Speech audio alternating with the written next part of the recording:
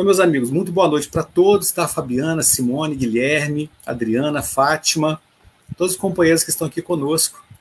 E a gente vai iniciar aqui com uma página do livro Caminho, Verdade e Vida, do nosso saudoso Chico Xavier, Espírito Emmanuel, a lição número 171, Palavras de Mãe.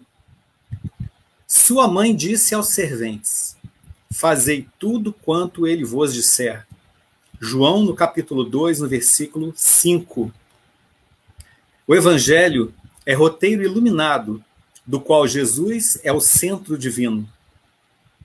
Nessa carta da redenção, rodeando-lhe a figura celeste, existem palavras, lembranças, dádivas e indicações muito amadas dos que lhe foram legítimos colaboradores no mundo. Recebemos aí recordações amigas de Paulo, de João, de Pedro, de companheiros outros do Senhor e que não poderemos esquecer.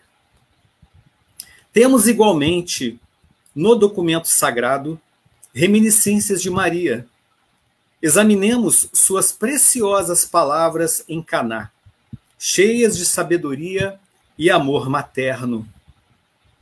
Geralmente, quando os filhos procuram a carinhosa intervenção de mãe, é que se sentem órfãos de ânimo ou necessitados de alegria. Por isso mesmo, em todos os lugares do mundo, é comum observarmos filhos discutindo com os pais e chorando ante corações maternos. Interpretada com justiça por anjo tutelar do cristianismo, às vezes é com imensas aflições que recorremos a Maria. Em verdade, o versículo do apóstolo João não se refere a paisagens dolorosas.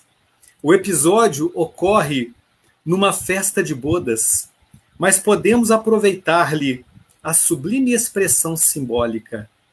Também nós estamos na festa de noivado do Evangelho com a terra.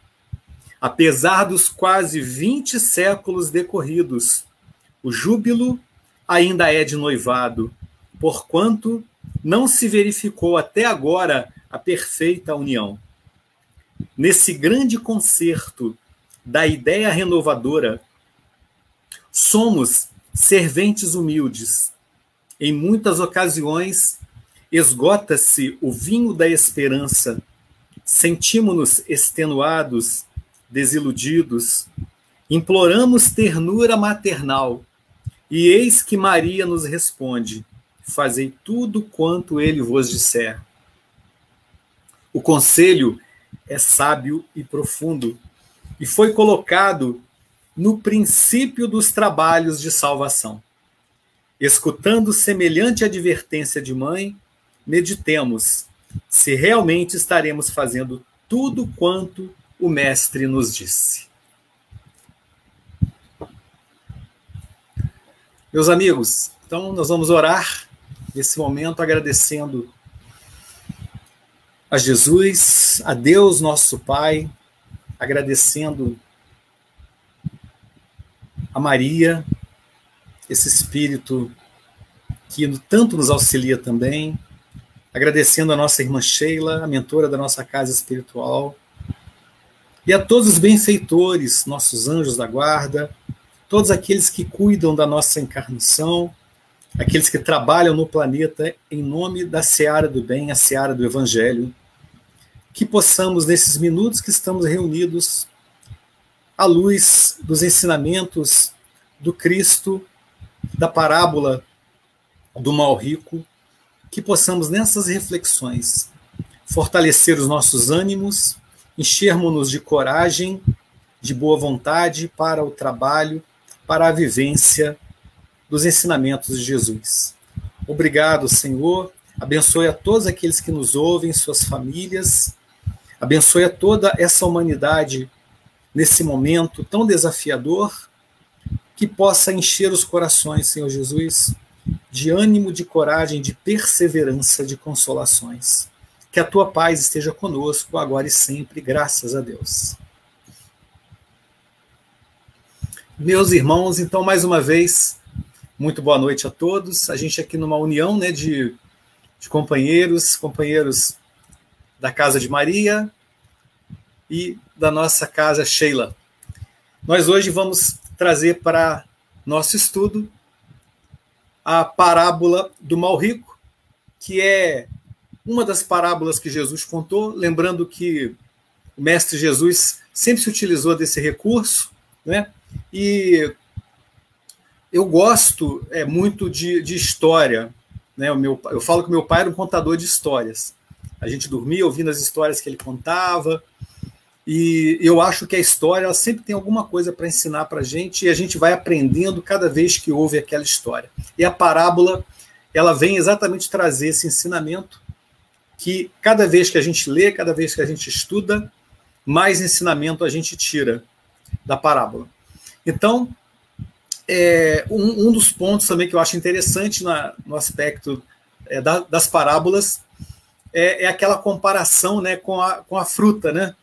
Que quando a gente abre uma fruta, vamos pegar uma fruta que tem bastante semente, uma melancia, né? Bastante semente tem dentro de uma melancia. Mas se a gente quiser contar quantas sementes tem ali dentro, a gente consegue. Agora, quantos frutos tem numa semente? Isso aí já é algo impossível para que a gente possa fazer. Só Deus, né, que pode fazer essa contagem aí. Porque de uma semente, nossa, quantos frutos nós podemos retirar, né?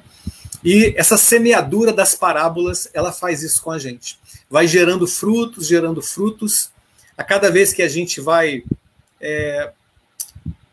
avançando em termos de conhecimento, em termos de experiência, à medida que a gente vai alargando o nosso entendimento da mensagem do Cristo, nós vamos retirando mais frutos das parábolas. Então, essa é uma parábola muito interessante que Jesus contou, e nós vamos falar um pouquinho dela, então, nessa noite.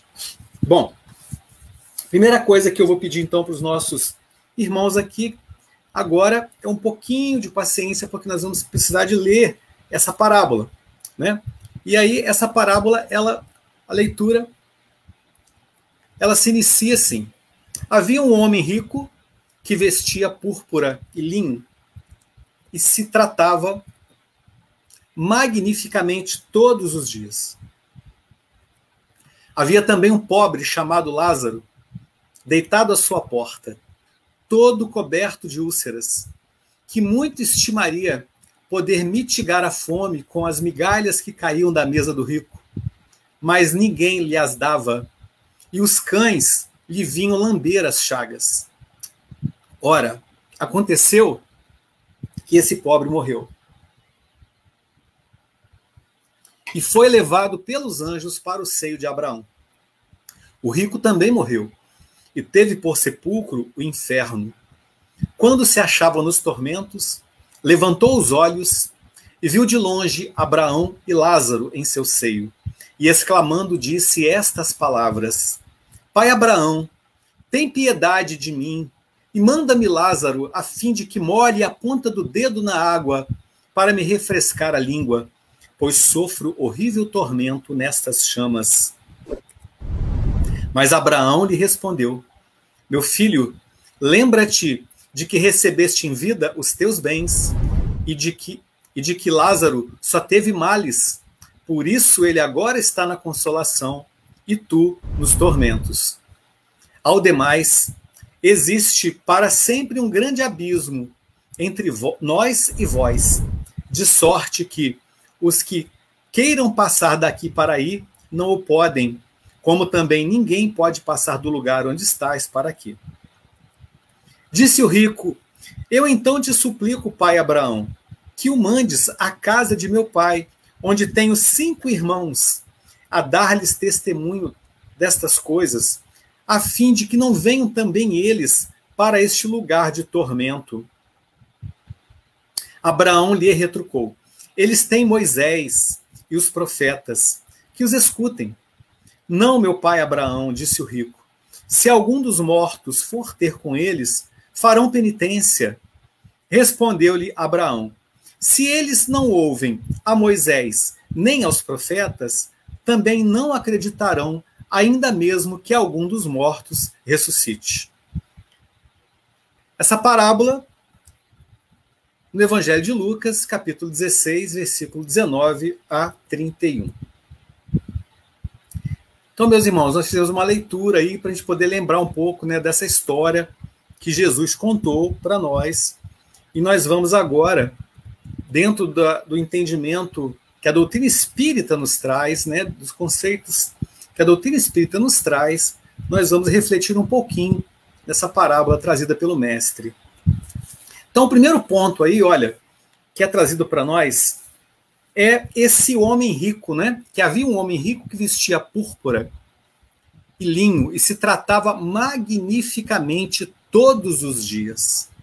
Então, esse homem aí, né, que se tratava magnificamente, a gente está falando aí, olha, de uma pessoa que na Terra, né, no âmbito das questões materiais, ele tinha tudo que precisava e muito mais, né? Estava sobrando na mesa dele, como a gente costuma falar popularmente.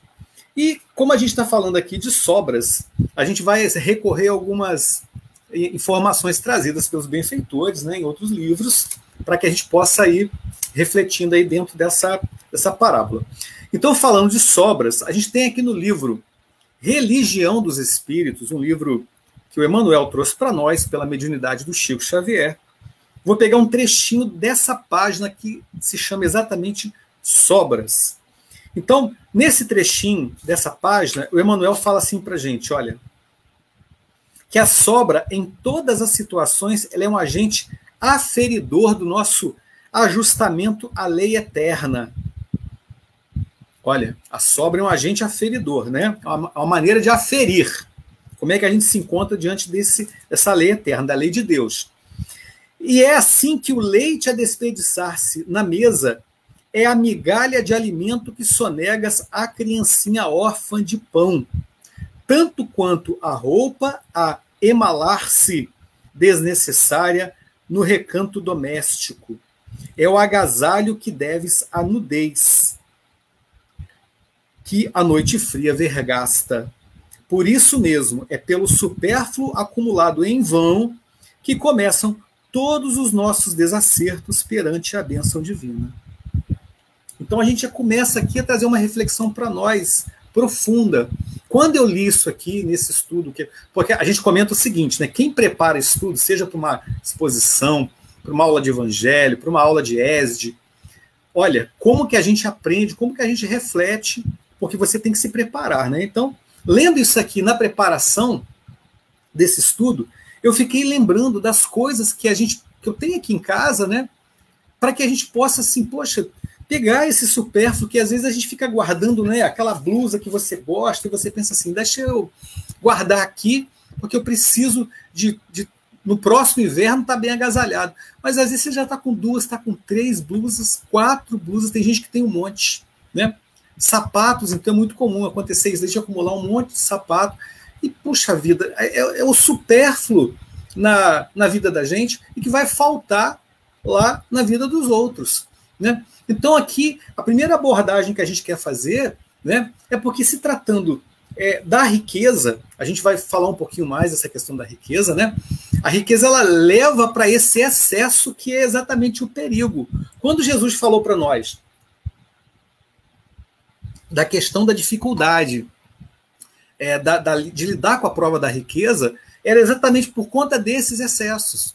Então é a gente avaliar assim, olha, nesse primeiro momento, falando das riquezas materiais, né, o que eu possuo hoje, né, e que pode estar assim sobrando para mim, né, e que eu posso colaborar com a vida de alguém, o que eu posso estender de benefício para outrem também, onde eu já sou atendido e que eu posso trazer também de benefício para outra pessoa. O que eu posso estar fazendo? Porque é uma riqueza. Às vezes a gente olha para a vida da gente e pensa assim, mas eu não sou rico, eu sou um trabalhador, né? Eu tenho uma vida, digamos assim, medida, né? Os meus bens materiais, eles são pouco, mas, gente, tudo depende do ponto de vista, né? A minha esposa, ela fala que quando ela era criança, que era tão difícil a vida, né? Há décadas atrás, era tão complicado, e ela veio do interior do Espírito Santo, pobreza muito grande. Então ela fala assim, olha, eu me sinto rica hoje. Nós não somos ricos, mas ela fala assim, eu me sinto rica, porque diante dessa pobreza que ela passou, né? Então isso faz a gente enxergar que outras pessoas também podem estar passando, e que aquilo que a gente pensa que é uma sobra, né? Uma sobra de uma roupa, uma sobra até de um alimento, né? Como ele fala ali das sobras do nosso dia a dia. E isso pode estar faltando na mesa de alguém. Então ter atenção, né, naquilo que a gente hoje possui, naquilo que Deus coloca nas nossas mãos para que a gente possa administrar e compreender que nós precisamos ter esse sentimento de estender também a outros, né, aos nossos irmãos, aqueles que precisam, aquilo que hoje a gente já consegue administrar com tranquilidade. E ele vai falando ali, olha, na parábola, que havia também um pobre chamado Lázaro, deitado à sua porta, todo coberto de úlceras, que muito estimaria poder mitigar a fome com as migalhas que caíam da mesa do rico, mas ninguém lhes dava, e os cães lhe vinham lamber as chagas. Então agora aí, olha, ele já está falando da outra prova, que é a prova da miséria, né? Quando a gente vai lá para o Livro dos Espíritos e estuda a prova da riqueza, a prova da miséria, né? A gente vai ter duas informações que eu destaquei aqui, é muito importante se a gente quiser se aprofundar nesse assunto, né? Questão 815, um trechinho dessa resposta. Olha, a miséria provoca as queixas contra a providência. Então, quando ele está falando ali do Lázaro, né, que coberto de úlceras, queria se alimentar daquelas migalhas que caíam da mesa do rico e ninguém lhes dava, né, e que os próprios cães vinham lamber as chagas, ele está falando da prova da miséria, né? E qual é a dificuldade da prova da miséria? A gente falou um pouquinho da prova da riqueza, né? Qual é a dificuldade da prova da miséria? Olha, ela provoca a queixa contra a providência. Então, às vezes, é comum aquele que está passando por dificuldade, ele ficar revoltado com aquela prova. Poxa, eu não tenho isso, eu não tenho aquilo, o outro lá tem, a grama do meu vizinho é mais verdinha. Não é assim que a gente se comporta às vezes, né? E ele está falando ali dessa relação, olha, com o rico. E aí, olha, ali já está destacado que esse rico, ele não auxiliava o Lázaro. Ele não estendia para o Lázaro o apoio que ele poderia dar, já que ele era um homem rico, que ele tinha muitos haveres, que ele tinha o necessário e o supérfluo, ele tinha sobrando, e ele não ajudava, ele não estendia, né, nem um pouco desse supérfluo para o Lázaro. E aí, olha, na questão 816, também no Livro dos Espíritos, né, uma notinha, dentro dos comentários do Kardec fala assim para a gente, olha, Deus experimenta o pobre pela resignação. Então nós falamos da riqueza, e a gente comentou aqui, a dificuldade da riqueza é exatamente o excesso, né? A riqueza ela pode levar a gente para os excessos.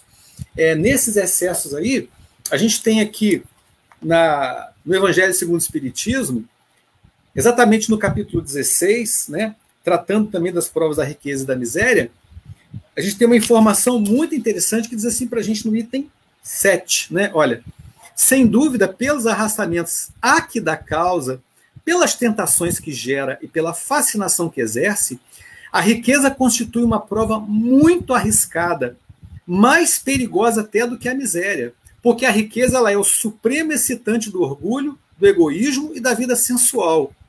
É o laço mais forte que prende o homem à terra e lhe desvia do céu os pensamentos. Produz tal vertigem que muitas vezes aquele que passa da miséria à riqueza esquece de pronto a sua primeira condição. Os que com ele a partilharam, os que o ajudaram, e faz-se insensível, egoísta e vão. Ao fato, porém, de a riqueza tornar difícil a jornada, não se segue que a torne impossível. Isso é interessante destacar. Então não é impossível. É uma prova difícil, mas não é impossível. E não possa vir a ser um meio de salvação para o que dela sabe servir-se, como certos venenos podem restituir a saúde, e se empregados a propósito e com discernimento. Então, o nosso amigo rico, né, ele estava exatamente cometendo esses excessos, né, sendo egoísta, não atendia às necessidades do nosso irmão, do Lázaro, que lhe batia a porta. E aí o Evangelho traz para a gente, nessa leitura que nós fizemos agora, exatamente essa informação que vem referendar aquela fala de Jesus, né? Olha, é mais fácil o camelo passar pelo buraco da agulha do que o rico entrar no reino dos céus. Falando da dificuldade, não da impossibilidade. Ou seja, uma prova difícil. Uma prova onde nós somos levados aos excessos, né? Mexe com o nosso orgulho, com a nossa vaidade, e a gente precisa ter muita atenção. E em relação à questão da pobreza, que era o caso do nosso amigo Lázaro aí, então o que era observado nessa prova, né? O que tem que ser observado nessa prova, como Lázaro está passando? Ela tem que ser passada com resignação.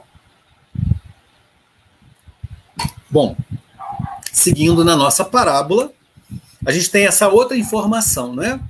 De que, ora, aconteceu que esse pobre morreu e foi levado pelos anjos para o seio de Abraão. O rico também morreu e teve por sepulcro o inferno. Quando se achava nos tormentos, levantou os olhos e viu de longe Abraão e Lázaro em seu seio, e exclamando disse estas palavras: Pai Abraão, tem piedade de mim e manda-me Lázaro, a fim de que molhe a ponta do dedo na água para me refrescar a língua, pois sofro horrível tormento nestas chamas. Então, esse ponto da parábola, como é que a gente vai interpretar? Bom, vamos lá. Primeira coisa é o seguinte, vamos lembrar que o que a doutrina espírita traz para nós, né? Estamos aqui na Terra temporariamente. A passagem pela Terra, ela é uma passagem temporária. A vida verdadeira é a vida espiritual.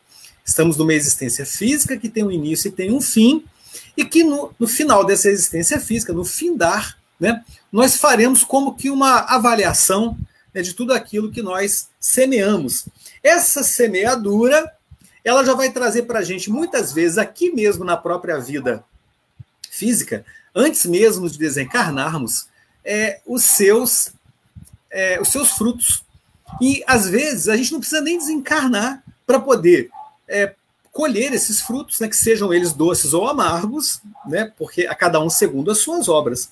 Mas quando o espírito desencarna, nós vamos encontrar essa situação de você se deparar com aquilo que você semeou, né? Quem já leu a obra Nosso Lar vai lembrar do André Luiz. Ele começa essa obra exatamente dizendo daquela região em que ele se encontrava e que ele estava já deduzindo, olha, eu não devo mais estar na vida material, porque está tudo diferente. Eu sinto fome, não consigo comer porque não tem comida aqui, eu sinto frio, eu sinto sede, mas eu não morro. Então ele pensou assim, eu já devo estar morto, né? Essa região foi chamada ali nesse livro por umbral. E nós separamos aqui um trechinho pequeno, que o Lísias vai conversar com o André Luiz, né? E vai dizer para ele assim, olha, a morte do corpo não conduz o homem a situações miraculosas. Então esse é um ponto que a doutrina espírita estuda conosco, que nos mostra que não tem nem o céu, aquele céu miraculoso, e nem o inferno de sofrimentos, porque é uma questão de palavras, né? Então ele diz para a gente aqui, olha, todo o processo evolutivo implica gradação a regiões múltiplas para os desencarnados, como existem planos inúmeros e surpreendentes para as criaturas envolvidas de carne terrestre. Almas e sentimentos, formas e coisas obedecem a princípios de desenvolvimento natural e hierarquia justa, porque obedece a uma lei divina. Então vejamos, o que nós vamos compreender com a doutrina espírita, já trazendo esse ensinamento aí da parábola, para que a doutrina espírita venha a nos aclarar mais a compreensão dessa passagem. Nós, quando estamos aqui na Terra, nós sabemos que somos influenciados e influenciamos o tempo inteiro. O mundo espiritual e o mundo material estão assim, ó, né, juntinhos.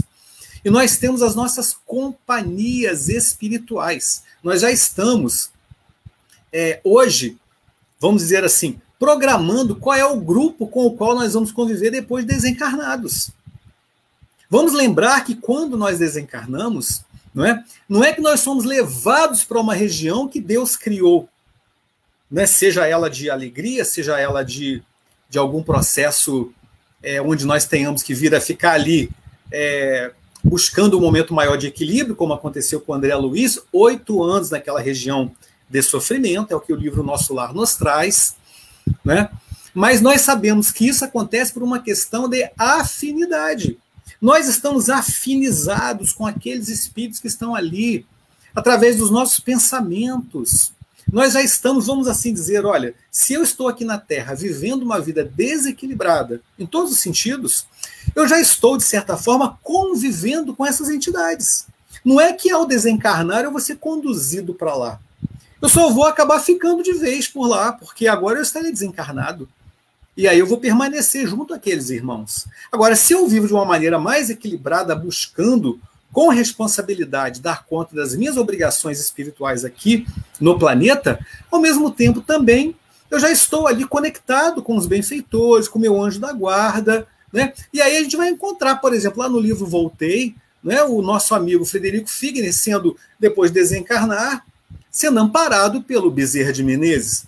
Nós vamos encontrar Paulo de Tarso, segundo Emmanuel, na obra Paulo Estevão, após desencarnar, encontrando com Abigail, com Estevão e com o próprio Jesus. Nós vamos encontrar Maria de Magdala, segundo Humberto de Campos, também, que após desencarnar é recebida pelo Mestre Jesus. E, como nós citamos agora há pouco, o André Luiz, após desencarnar, no umbral, passando por uma região, por um local, por sofrimentos íntimos. Sofrimentos que, claro, quando a gente vai estudar lá o que é o sofrimento do espírito, né? Esse sofrimento do espírito, ele é muito mais moral. É claro que ele leva ainda aquela sensação, né, de fome, de frio, de sede, devido à nossa própria imperfeição. Ainda somos muito imperfeitos. E aí o espírito acaba sentindo esses processos todos, como se ele tivesse ainda encarnado, né? Mas o sofrimento do espírito está relacionado, sobretudo, ao seu equilíbrio moral. Quanto mais equilibrado moralmente, né, o espírito mais ele terá condições de, no plano espiritual, permanecer numa condição mais equilibrada. É o caso do Lázaro, né? Então, o que a parábola leva a gente a deduzir? Que o Lázaro, ele foi aquele aflito que era resignado. Porque quando a gente vai estudar lá os bem-aventurados aflitos, a gente vai perceber que não é qualquer aflito. Não é qualquer pessoa que está sofrendo que pode se dizer bem-aventurada. Porque depende de como a gente encara o sofrimento. Como é que eu estou trabalhando esse sofrimento? O que eu estou buscando aprender com esse sofrimento? Então, provavelmente, né, tu me indica que o Lázaro, ele foi esse sofredor, esse aflito, que passou com resignação os seus sofrimentos. E ali, representando esse equilíbrio, ele se encontrava junto com Abraão, que é o patriarca do povo hebreu, né? E o nosso amigo rico, esse rico que na terra ele havia vivido uma vida de opulência material, ele se encontrava numa região de sofrimento, né? Que é nada mais, nada menos do que essa região onde ele, na sua vivência, ele já estava se afinizando, já buscando as companhias, né, que lá ele estava agora encontrando. E aí, meus amigos, a gente vai para uma outra parte da parábola, né, onde o Abraão, após ter sido solicitado lá pelo rico, né, que o Lázaro pudesse, então, refrescar-lhe a língua, né, porque ele estava numa região de sofrimento, o Abraão respondeu para o rico, né, meu filho, lembra-te de que recebeste em vida teus bens e de que Lázaro só teve males. Por isso ele agora está na consolação e tu nos tormentos. Aí a gente vê aí a questão da lei de ação e reação, né? Ou seja, a cada um segundo as suas obras, né? O Lázaro, ele era esse bem-aventurado aflito por ter passado bem pelo sofrimento, e o rico, ele não aproveitou essa prova da riqueza, porque poderia ter melhor aproveitado, poderia ter levado também consolação, poderia ter levado um pouco mais de alegria para as pessoas, e ficou pensando só em si mesmo. Mas aí a gente vai fugir um pouquinho dessa ideia agora só dos bens materiais. E a gente vai buscar uma informação que está no livro Obreiros da Vida Eterna, do André Luiz. Está no capítulo 8, Treva e Sofrimento, do livro Obreiros da Vida Eterna, nós vamos encontrar um espírito que está junto com André Luiz, junto com a irmã Zenóbia, quem já leu o livro vai lembrar aí, estão passando por uma região de trevas, de sofrimento. Muitos espíritos naquela região de sofrimento, querendo ajuda, querendo amparo. E aí nós temos o Padre Hipólito, que faz uma pregação para aquelas entidades que estão sofrendo. E eu destaquei um ponto aqui que ele colocou nessa pregação que eu achei muito importante, porque ele utiliza exatamente essa parábola, a parábola do mal rico. E ele fala para esses irmãos que todos nós na Terra tivemos em derredor os mendigos, como o Lázaro. E aí olha que interessante, ele vai dizer que são os mendigos de afeto e socorro espiritual, que nos mostraram em vão as chagas das suas necessidades. Então ele fugiu um pouco só daquela ideia do dinheiro, da ideia do patrimônio material, mas ele está dizendo aqui, olha, dos mendigos, aqueles que necessitavam também do nosso amparo no sentido do socorro espiritual. E quem eram eles? Ele vai dizer para a gente aqui, olha, eram os familiares, os parentes, os companheiros de luta, irmãos remotos de humanidade, eram famintos de orientação, pais necessitados de carinho, viandantes do caminho evolutivo, sequiosos de auxílio, que improficuamente se aproximavam de nós, implorando algo de reconforto e alegria. E aí ele continua dizendo aí, né, que o que a gente acabava fazendo? Ficávamos indiferentes, né? Aqueles nossos companheiros ali mostrando para nós as suas necessidades e a gente fazia o quê? Ficava indiferente, né? Eles lá desencarnados. Porque aquele grupo ali, naquele grupo, inclusive, havia uma mulher que era espírita, pessoal. Ela estava lá no meio daquele grupo de sofredores, haviam espíritas ali.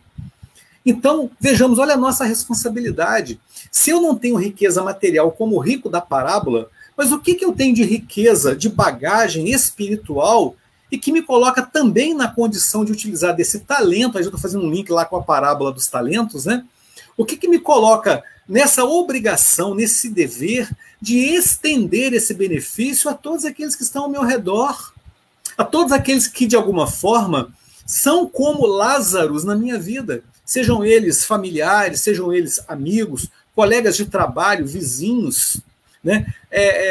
Companheiros que viajam conosco no ônibus quando a gente vai trabalhar, aquelas pessoas que nós encontramos na rua, gente, ou seja, todos aqueles que estão ao nosso redor, que de alguma forma nós podemos colaborar, nós podemos ajudar. Então, se nós já temos um pouco dessa riqueza maior, que é a riqueza espiritual, olha que responsabilidade que nós temos. Então, o Padre Hipólito, nessa obra Obreiros da Vida Eterna, ele dilatou um pouquinho mais esse entendimento, para que a gente possa compreender, né, que nós temos também muita riqueza nas mãos e que temos que estar atentos para estender essa riqueza àqueles que necessitam. Depois, o Abraão continua dizendo, olha, ao demais existe para sempre um grande abismo entre nós e vós, de sorte que os que queiram passar daqui para aí não podem, como também ninguém pode passar do lugar onde estais para aqui. Nós temos aqui, meus amigos, aquela ideia que nós falamos, né? A gente vai criando vínculos, nós já vamos nos vinculando a entidades, companheiros, né? Formando as famílias espirituais de acordo com nossos gostos, com as nossas preferências, com os nossos pensamentos, com os nossos sentimentos. E aí a gente trouxe a obra Nosso Lar de novo para a gente poder refletir, né? Lembremos que o André Luiz, ele estava lá na região do umbral. A mãe dele estava numa outra região, né? Numa região mais elevada. Ela estava numa região superior. Mas o pai do André Luiz, ele estava numa região inferior a dele. Então, olha, né? Pegando lá também carona na fala do Lísias. Assim como aqui na Terra a gente está separado em locais diversos, no plano espiritual estava lá o André Luiz, no umbral, a mãe dele numa região muito superior, acima inclusive de Nosso Lar, uma região mais feliz do que Nosso Lar, né? Já que Nosso Lar é uma região de trabalho, um local de trabalho, né? E o pai do André Luiz num local ainda mais difícil acesso. E aí a gente percebe, né, como está sendo falado aí para a gente, né, que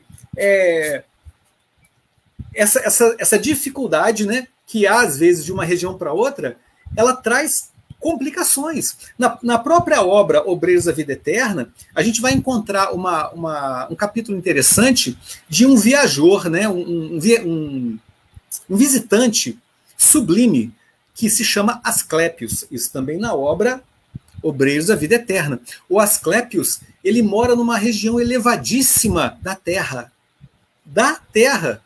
Numa região muito, muito, muito elevada. E para que ele possa se manifestar, né, junto a esses companheiros que estão ali com o André Luiz, olha, para ele se manifestar, eles utilizam um ambiente fechado, ali eles vão plasmando imagens, ideias de natureza, uma coisa bela, muito equilibrada, todo mundo com pensamento muito elevado, para que esse espírito possa então se manifestar e trazer para eles ensinamentos de uma ordem superior. Então vejamos, olha, para essa manifestação é como se fosse uma materialização, um espírito muito mais elevado, uma vibração muito mais elevada, e que para se manifestar ali havia necessidade dessa preparação especial, né? Então a gente percebe que no plano espiritual nós temos espíritos que estão muito ligados a nós aqui na Terra, muitíssimo materializados, né? E temos espíritos que estão em planos muito elevados. Olha, o Asclépios está aqui na Terra ainda, mas segundo a obra, ele aspirava a ir para outras esferas mais elevadas, talvez ir para Júpiter, talvez ir para outros sistemas solares, onde ele pudesse avançar mais ainda, já que o progresso ele é infinito, né? Então, quando a gente vê aí a fala do Abraão, né, falando desse abismo, dessa diferença, né, dos locais, dos fluidos, dessa vibração. Então, o nosso amigo, o Rico, ele estava numa situação complicada, e a gente sabe que nós precisamos buscar melhorar para que a gente possa, de acordo com o ensinamento espírita, sair das nossas regiões de sofrimento e irmos para situações melhores. Então o Rico disse assim: então eu te suplico, pai Abraão, que mandes a casa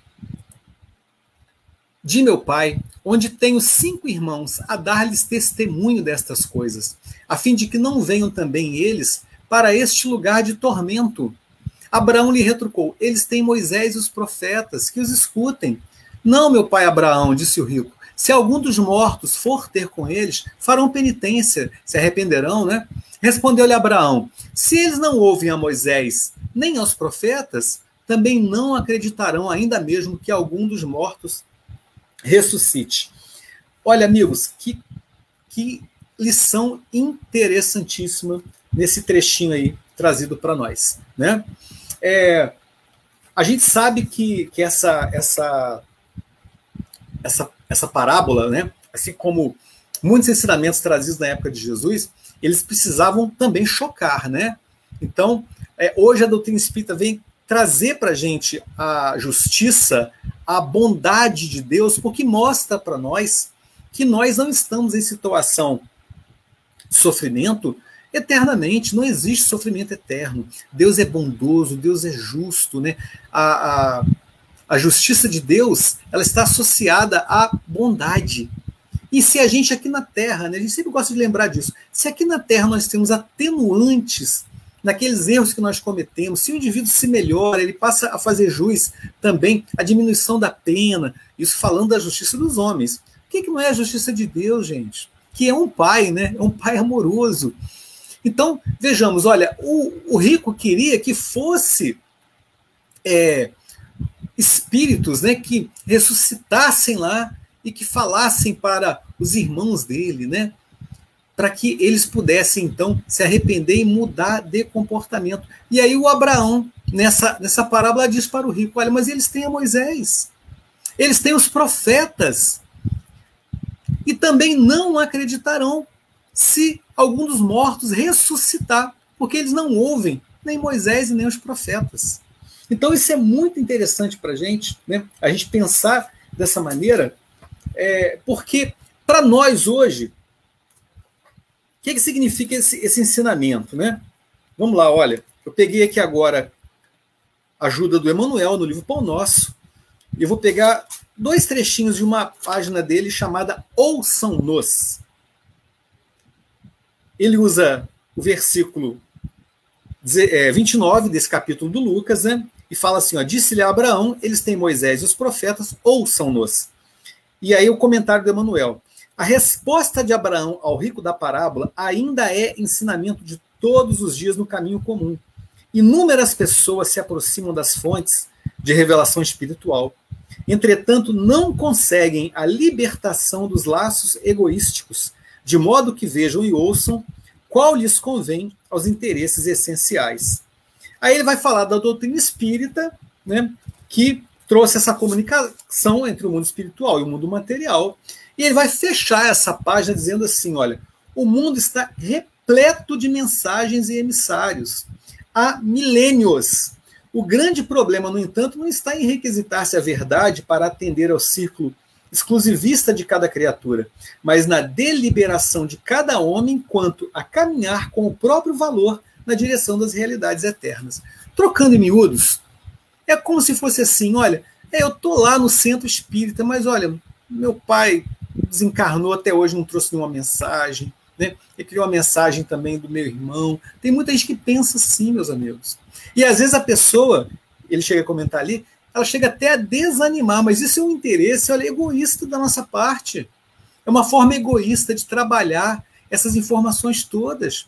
Porque no tempo que Jesus contou essa história, ele falou de Moisés e ele falou dos profetas, né? Mas no nosso caso, eu botei só umas figurinhas aqui, não sei se vocês estão conseguindo ver em casa aí, né?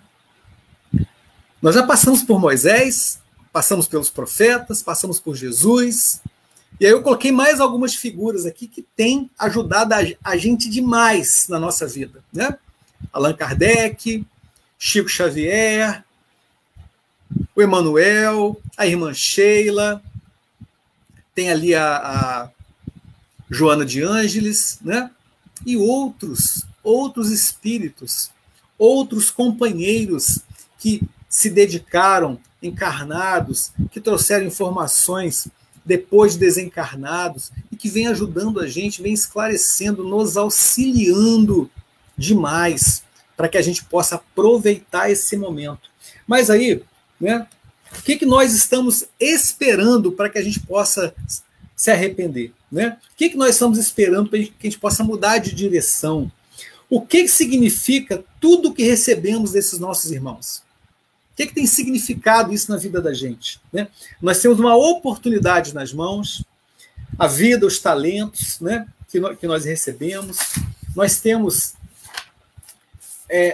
talentos demais, né? E essa oportunidade agora, ela é bendita, ela é uma oportunidade maravilhosa, e a gente já está caminhando para o final. E eu queria destacar, né, que estejamos nós na prova da miséria, estejamos nós na prova da riqueza, mas tem um ditado que fala que nenhum de nós é tão pobre que não possa, por exemplo, doar de si um sorriso, um olhar de esperança, né? Mas todos nós hoje que temos acesso à doutrina espírita, estamos estudando e aprendendo, estamos ricos de conhecimento. Nós temos que utilizar esse conhecimento, vamos utilizar dessa riqueza, desses talentos, aproveitemos essa chance, aproveitemos essa oportunidade. Nós temos uma página aqui do Emmanuel, que a gente vai pegar também só um pedacinho dela no livro Caminho, Verdade e Vida, que ele fala exatamente do tempo, e ele fala assim para a gente, olha, associando o tempo com a riqueza material, ele diz que os interesses imediatistas do mundo clamam que tempo é dinheiro. A gente ouve isso demais, né? Tempo é dinheiro. Para em seguida recomeçarem as obras incompletas na esteira das reencarnações. Os homens, por isso mesmo, fazem e desfazem, constroem e destroem, aprendem levianamente e recapitulam com dificuldade na conquista da experiência. Meus irmãos, né? Como diz aí o poeta, né? É preciso amar as pessoas como se não houvesse amanhã. porque se você parar para pensar, na verdade não há. Então, a chance que nós temos nas mãos agora, ela é abençoada. Poderemos não ter essa oportunidade amanhã.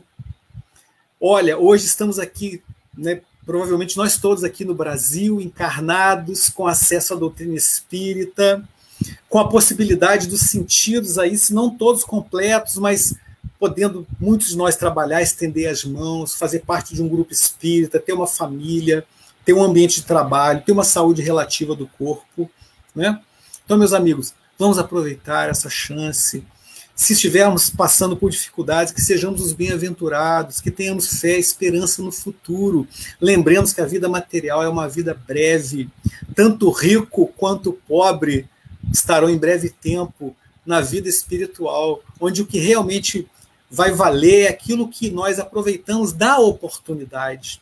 Qual foi a nossa ação diante desse tempo que foi estabelecido para nós, entre a nossa encarnação e a partida? O que nós fizemos de tudo aquilo que foi concedido por Deus para nós? Então, para finalizar, né, agradecendo já aos nossos irmãos pelo carinho, pela atenção, eu pedi para o Fred para fazer uma música aqui no fim. Ela se chama O Tempo e fala exatamente para nós dessa oportunidade abençoada, que é o tempo que nós estamos vivendo agora.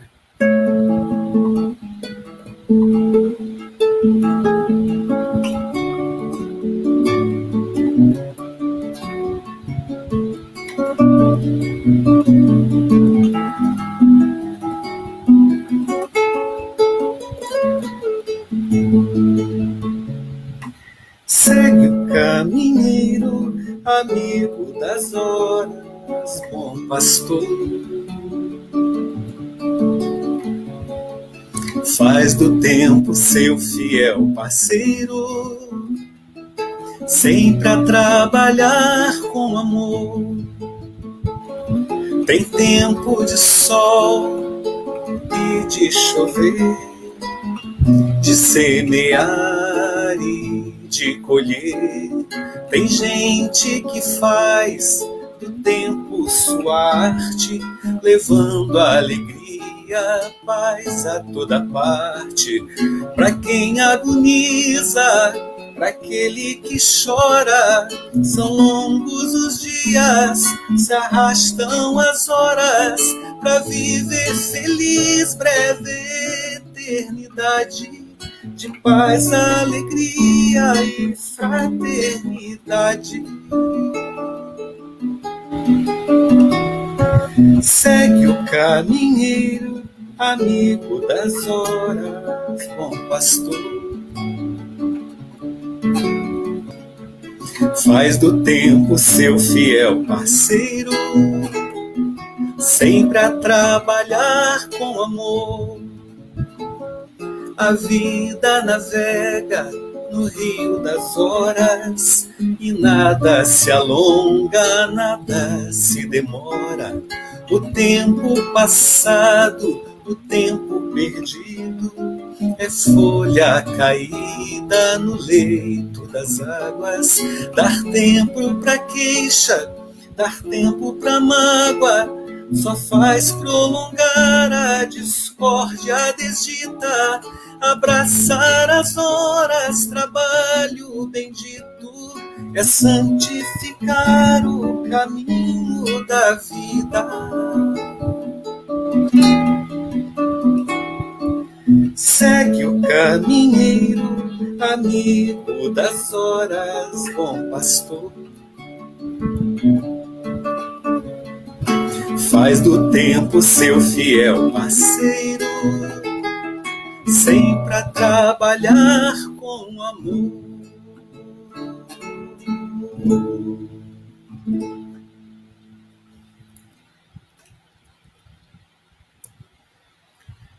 Meus irmãos, muito obrigado. Te agradece a paciência de todos que nos acompanharam até agora, tá? Nós vamos fazer uma oração agradecendo a Deus por essa oportunidade abençoada. Obrigado a Deus, nosso Pai, obrigado a Jesus, nosso mestre querido, Que o Senhor possa abençoar, Jesus, a cada lar que nos acompanha, todos os irmãos que pacientemente nos acompanharam até agora, que eles possam ser fortalecidos em esperança, fé, resignação, coragem, perseverança, e que sigamos, Jesus, sendo semeadores desses valores no seio da nossa sociedade, que possamos fazer a diferença, que possamos nos estender em virtudes boas, ajudando a todos aqueles que necessitam, que possamos estender as riquezas que estão em nosso coração, ajudando a todos aqueles que hoje estão também passando pela pobreza, pelo sofrimento, que necessitam de amparo. Obrigado, Jesus. Acolha a todos aqueles que têm passado por sofrimento nesse momento de pandemia da Covid-19, que possa acalmar os corações das famílias, que possamos formar um laço que se fortaleça e que possa seguir sempre no sentido do regaço de nosso Pai maior. Obrigado, Jesus, que a tua paz nos acompanhe agora e sempre, graças a Deus. Meus irmãos, muito obrigado, tá? Beijo no coração de vocês, aí de Casa de Maria, beijo também no coração dos companheiros aqui da Casa Sheila, nossos amigos do Movimento Espírita da nossa região. Até a próxima oportunidade. Fiquem com Deus.